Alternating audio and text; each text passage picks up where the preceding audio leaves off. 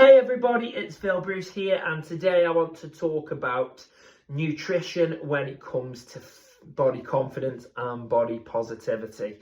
So when we think about nutrition, we tend to think about what foods we can eat, what drinks we can have as well, what we can't eat and drink, and how that has got an effect on what we're doing in our everyday diet and our everyday lifestyle. But for me, I want to try and get it into the perspective of you can have whatever you want to eat, you can have whatever you want to drink, as long as it's in moderation, as long as you kind of planned it and you thought about it in regards to what you want to achieve and your goals and your aims and how it can be healthy for you for the long term as well as the short term. So it's kind of understanding the psychology of it and understanding that it's, yes, food is a fuel, so is drink, and we want to try and keep it as clean, as good as we can, because if we're having clean, getting clean fuel into a car and powerful fuel into a car, the car's going to perform much better. And, similar kind of thing when it comes to the body, when it comes to nutrition, what we're eating and what we're drinking. But it's also important to understand that we've got to enjoy the process of it, and understanding that it is a process, understanding that it's something that we want to keep on doing for the long term as well as the short term, and understanding that, yes, if we want to have a certain thing to eat, if we've got favourite foods, there's no harm in having them. There's no harm in eating them. Like, for example, if you like chocolate, there's no harm in having chocolate within your diet. If you do like a glass of red wine, which I do, there's no harm in having that within your diet. You've just got to have it in moderation and think about the other stuff that you're having.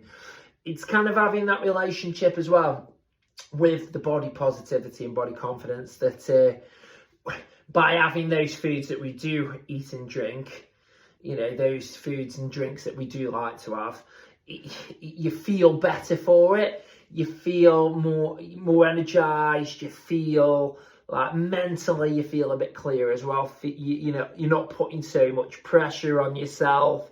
You're enjoying the process of it. You're thinking to yourself, right, if I'm going to train X times a week, or I'm going to do a lot of walking, or I'm going to do this, and I'm going to eat well, I'm going to drink well within my diet, I am still allowed to have what I like, what I enjoy, whether it being seen as a cheat meal, or whether it being seen as something that's part of your diet.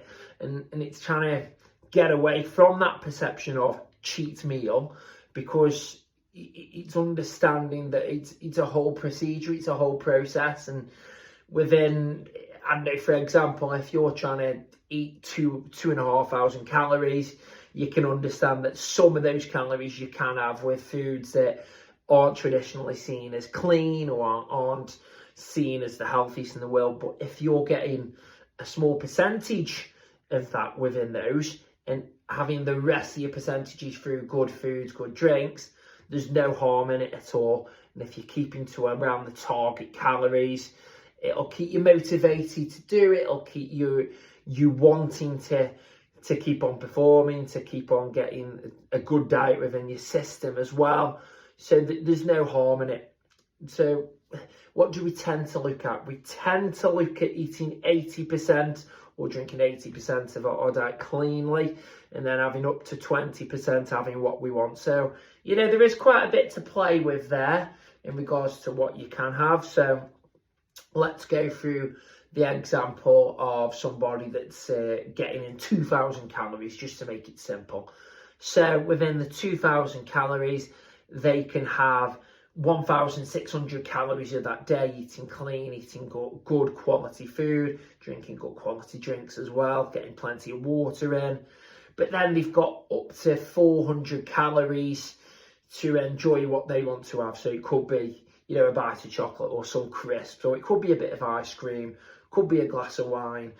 There are those options there, and it's having that kind of understanding that we can do it, and we can see that it's a positive, and we can see that we're going to get results, good results, positive results with the body, with our fitness, with our body fat percentages, with our health, if we are keeping along those targets, and trying to reassure yourself that It hasn't got to be like chicken and rice and water and that's all you can have on a daily basis, because I think too many people get stuck in that thought process, in that mindset that they've got to think, I can only have certain foods, I've got to cut this out, and then they start putting pressure on themselves, and they start feeling guilty, and they start feeling bad, and they start getting bored with the process, and that's when, you know, it's hard to sustain, it's hard to keep it going. Whilst if you have that thought process of, right, okay,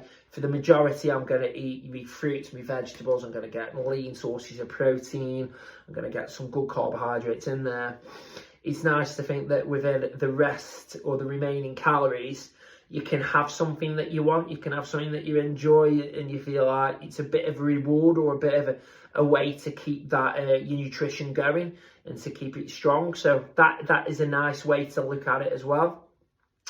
And I think it's having that understanding too that everybody will slip up, in the sense of you might have a day or you might have a few days where instead of eating 20% of your calories coming from the you know, those kind of not nutrient clean foods and drinks, it might be 40%, or it might be, you know, something too high, or you might get too many calories in overall because you've had too many of those calories in the percentage rate of what you should be having. But it's having that understanding in that mentality that it will happen, and you haven't got to beat yourself up, and you just think, okay, if that's happened, I don't know, say it's a Saturday and you've had too much, in the sense of you could have had pizza, you could have had crisps, you could have had chocolate, wine, beer, whatever it is.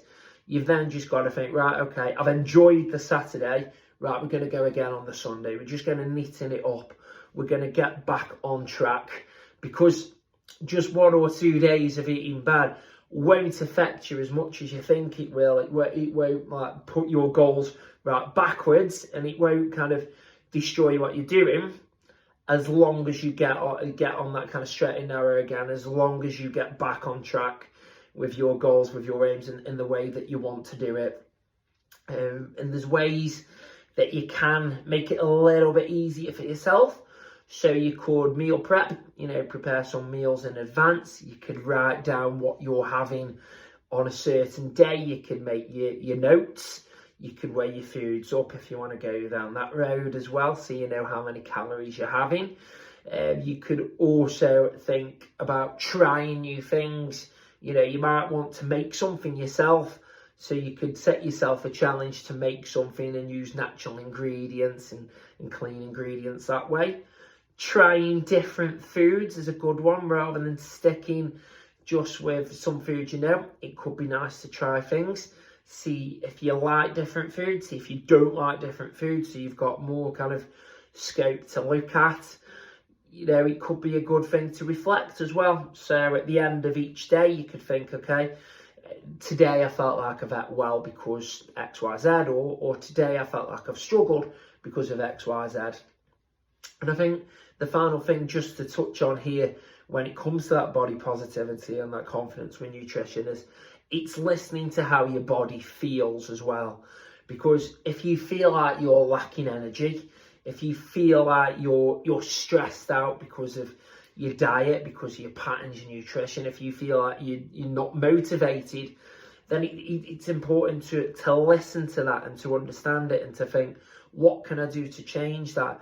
Is there a couple of things that I can make a little bit better, you know, a little bit better, a little bit cleaner for me, or something where you're thinking, right, okay, can I add something that I enjoy a little bit more, that yes, it might take that little bit longer to achieve a goal, but it's more sustainable, it's more enjoyable, and it's better for the longer term. And just getting into that habit of not beating yourself up, and just really trying to turn nutrition into an enjoyable process, into something that you want to do. You know, you want to be able to eat and drink every day. You want to be able to make those foods, as I say, enjoyable. You want to be able to make it where you're looking forward to your meals, you're looking forward to your snacks. You can go out with your mates for a meal or go for some drinks and just try and plan it around. So that's, how you can tie nutrition and the psychological part of nutrition around with body confidence and body positivity. I hope you found that useful. As I say, if there's anything else you do want me to talk about, let me know. And if you can like the videos and if you can subscribe to this channel, it'd be massively appreciated. It'll help more than you know. But I hope you've enjoyed it, and I look forward to seeing you on the next video.